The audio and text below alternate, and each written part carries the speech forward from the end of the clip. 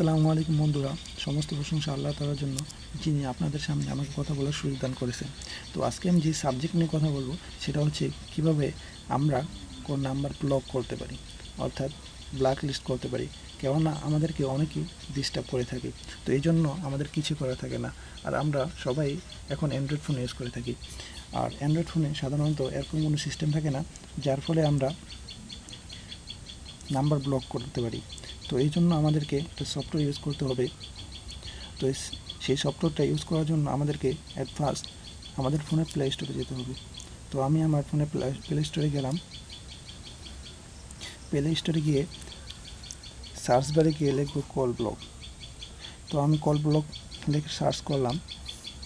Search করার পর এখানে অনেক সফটওয়্যার আসবে, যেগুলো অনেকটাই কাজ করে, আবার অনেকগুলো কাজ করে না। তো সবথেকে বেটার অ্যান্ড ভালো এই 3 নাম্বারটা, ভালো করে লোগোটা দেখে নেন, এই 3 নাম্বারটা। তো আমি 3 নাম্বারটা অলরেডি ডাউনলোড করে রাখছি, যাতে আমার ভিডিওটা বেশি বড় না হয়। তো আমি এখান থেকে ওপেন করব। ওপেন করার পর এই আইকনটিতে ক্লিক করব। এই আইকনে ক্লিক করার পর সেটিংয়ে যাব।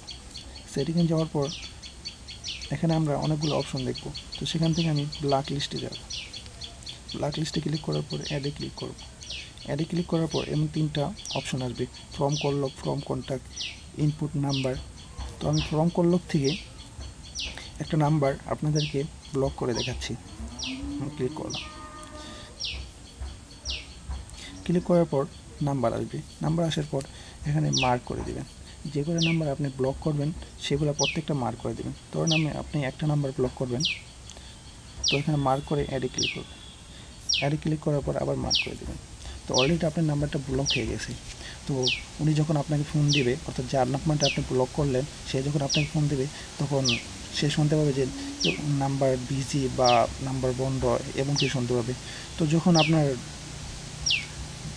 কলটা, নাম্বারটা আর ব্লক করার কোনো দরকার থাকবে না, প্রয়োজন থাকবে না, তখন আপনি কীভাবে এটা ডিলিট করবেন। তো এই জন্য আপনাকে এখানে সিলেক্ট থাকা অবস্থায় ডিলিট করে দেবেন।